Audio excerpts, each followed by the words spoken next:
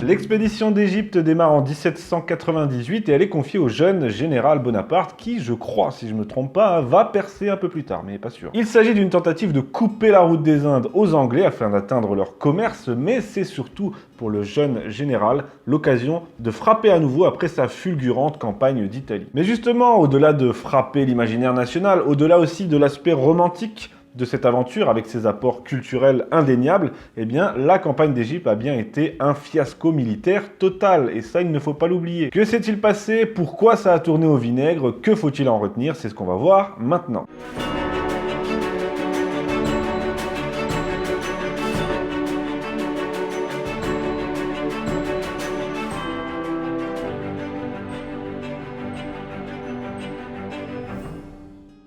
Avant de commencer, je tiens à préciser que cet épisode est un avant-goût, un aperçu de mon prochain cours sur Napoléon qui, tadam, va bientôt sortir. La date est fixée début septembre à la rentrée. Il est quasiment terminé, mais j'attends la rentrée pour que l'effet soit le meilleur possible. Donc notez ça dans vos agendas, début septembre, la sortie de mon cours tant attendu, par moi surtout, sur Napoléon. Alors je l'ai dit, la campagne d'Égypte intervient après la campagne d'Italie. Et justement, lors de cette campagne d'Italie, Bonaparte se couvre de gloire. Et lorsqu'il rentre à Paris, eh bien, il est au sommet de sa popularité. Il est le conquérant de l'Italie. Il est aussi l'homme de la paix. Mais maintenant, la question est, que faire?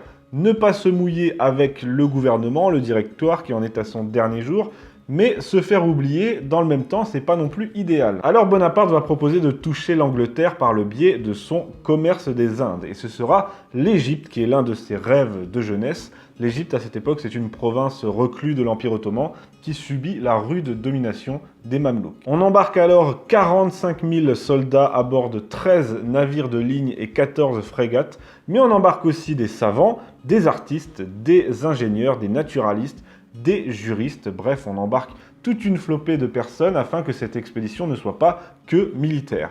Et heureusement, le corps expéditionnaire va s'embarquer à Toulon. Il va partir de Toulon le 19 mai 1798. Sur le chemin, les Français vont s'emparer de l'île de Malte, qui est un point stratégique de la Méditerranée. Alors bon, pourquoi s'en priver? Avant de croiser vers Alexandrie. Avec une chance inouïe, il faut le dire, puisque le redoutable amiral Nelson croise au large dans le but de retrouver les Français.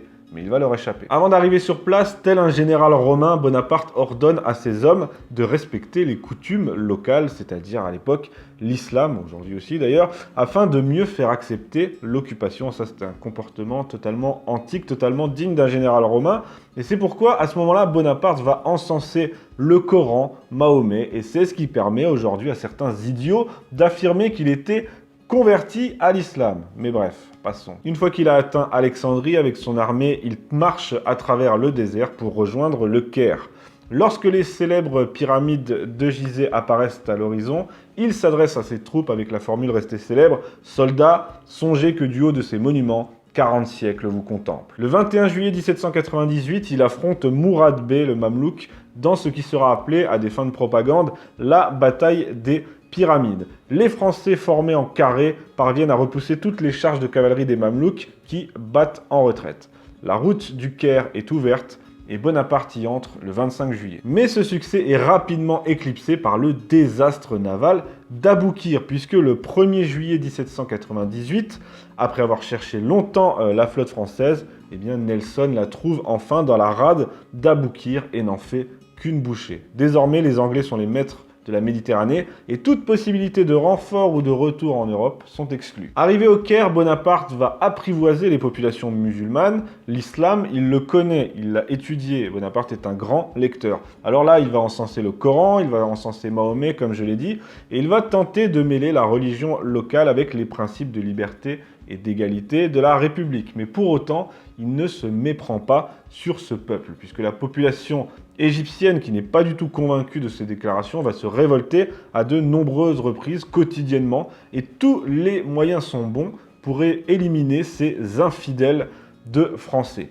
Le 21 octobre 1798, la révolte du Caire, la grande révolte, va être matée dans le sang, et plus tard, Bonaparte va confier, je cite, « Je suis surtout dégoûté de Rousseau depuis que j'ai vu l'Orient. L'homme sauvage est un chien. » De la fin de l'année 1798 à mars 1799, il va organiser sa conquête comme il l'avait fait en Italie, comme s'il devait y rester toujours. Encore une fois, c'est un grand organisateur, ce Bonaparte. Mais à ce moment, les Turcs, qui ont été poussés par l'Angleterre, s'avancent par la Syrie et Bonaparte va décider, comme à son habitude, de se porter à leur rencontre et de prendre les devants. Il parvient à réunir à peu près de 12 000 hommes, alors que son armée a été fortement éprouvée par les marches, les combats, la maladie. Néanmoins, la troupe va parvenir à Gaza, puis va soumettre la ville de Jaffa, où Bonaparte va se rendre au chevet des pestiférés afin de donner l'exemple. Puis, le siège est mis devant Saint-Jean d'Acre. Bien que Bonaparte va remporter une dernière victoire sur les Turcs à la bataille du Mont Tabor, Saint-Jean d'Acre résiste à tous les assauts français, bien soutenus par la marine britannique. L'armée est dans un état critique à ce moment-là et il faut rebrousser chemin. Alors Bonaparte retourne en Égypte et là il rejette les Turcs à la mer, les Turcs qui avaient débarqué à Aboukir le 25 juillet 1799. Ça permet de remplacer le désastre naval d'Aboukir par une victoire militaire terrestre du même nom. Au même moment, il reçoit les journaux d'Europe et il prend donc connaissance de la situation en France.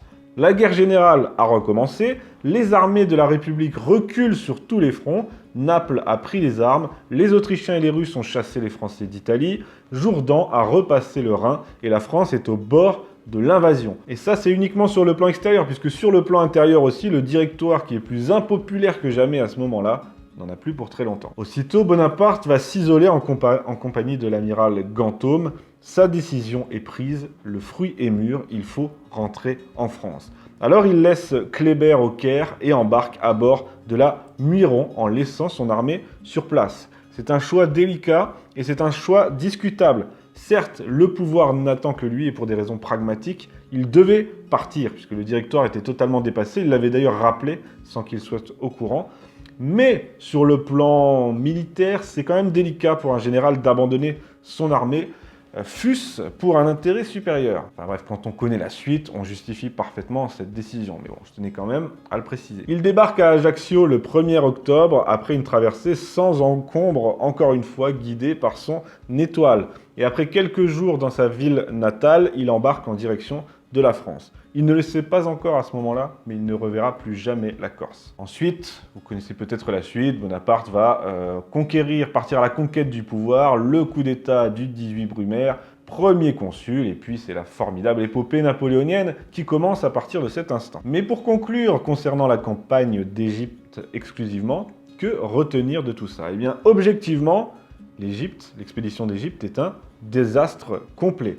La route des Indes n'a pas été coupée, les Anglais restent les maîtres de la mer, la France a perdu une flotte et elle va laisser sur place une armée dans une situation critique qui va peu à peu se volatiliser dans le désert. Malgré tout ça, à grand renfort de propagande, la campagne d'Égypte apparaît à l'époque comme une réussite culturelle grâce au trésor inestimable que Bonaparte ramène à Paris. Et ça aussi, c'est une réalité. Tout le matériel rassemblé par les savants emmenés par Bonaparte va être publié en 20 volumes entre 1809 et 1828 et va constituer une œuvre monumentale connue sous le titre de « Description de l'Égypte ». Et cette description de l'Égypte qu'on doit à Bonaparte, c'est ce qui constitue le point de départ de toute l'égyptologie moderne. Et donc sur ce plan, eh bien, on doit beaucoup à l'expédition d'Égypte et à la France. Et surtout, on lui doit la fameuse découverte de la pierre de Rosette qui a permis en 25 ans seulement de déchiffrer les hiéroglyphes. C'est pas rien, puisqu'avant la pierre de Rosette, eh ben, on bitait rien à rien. Pour finir, nous devons à cette campagne ratée d'avoir néanmoins installé